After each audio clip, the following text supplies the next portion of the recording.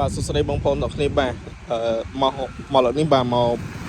review ទាក់ទងនឹង brand Kiwi បាទ model កាហ្វេមួយថ្មីទៅបញ្ចូលបងប្អូនណាទៅបញ្ចូល stock ថ្មីក្តៅទេបងប្អូនដែលស្រឡាញ់បងប្អូនអាចចេញមកមើលបានបាទ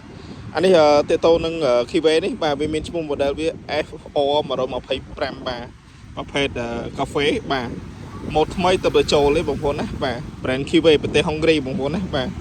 ហើយអានេះបច្ចេកវិទ្យាវាបាទវាប្រើប្រព័ន្ធប៊ិចបាទប្រើប្រព័ន្ធប៊ិចបាទវាប្រើ LED បាទខាងមុខគឺមាន LED ជាង LED បាទហើយទៅតងងតវា digital ទេបងប្អូនបាទ digital ពេញបាទបច្ចេកវិទ្យាវ៉ាងសិនវាបាទនេះកន្លែងសញ្ញោទាំងពីរសុំផ្លូវបាទសញ្ញោសងខាង display កុងតាក់ភ្លើងហ្វាបាទអានេះផ្ដាច់ប្រព័ន្ធម៉ាស៊ីនបងប្អូនណាផ្ដាច់ភ្លើងបាទដេបាទហើយវាមករួមជាមួយវាមកសោពីគ្រាប់បងប្អូនណាបាទ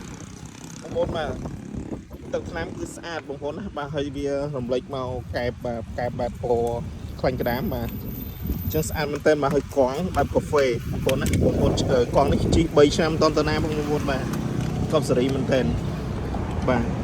អែមបាទវាប្រើប្រាំង CBS បាទទាំងមកទាំងក្រោយបាទអែមអញ្ចឹងបងប្អូនបាទប្រាំង CBS ទាំងមកទាំងក្រោយបងប្អូនណាបាទបងប្អូនមើលខាងក្រៅក៏ប្រើថាសដែរបាទកោសេរីមែនតើអញ្ចឹងបងប្អូនដែលស្រឡាញ់បងប្អូនអាចចេញមកមើលបានបាទកម្លាំងសេះទៅ 125cc ទេបងប្អូនណាជិះ smooth ល្អបងប្អូនណាហើយធានាម៉ាស៊ីន3ឆ្នាំចេញពីក្រុមហ៊ុនអញ្ចឹងបងប្អូនស្រឡាញ់បងប្អូនអាចចេញមកមើលបានបាទទៅតម្លៃបាទពិសេសពីក្រុមហ៊ុនបងប្អូនណាបាទតម្លៃតែ$1990ទេបងប្អូនអាចចេញមកមើលបានធានាម៉ាស៊ីន3ឆ្នាំចេញពីក្រុមហ៊ុនបាទហើយវាមានជើង USB សាកទូរស័ព្ទទៀតបងប្អូនបាទ original ពីរោងចក្រមកបងប្អូនណាបាទអញ្ចឹងបងប្អូនស្រឡាញ់បងប្អូនអាចចេញមកមើលបានណា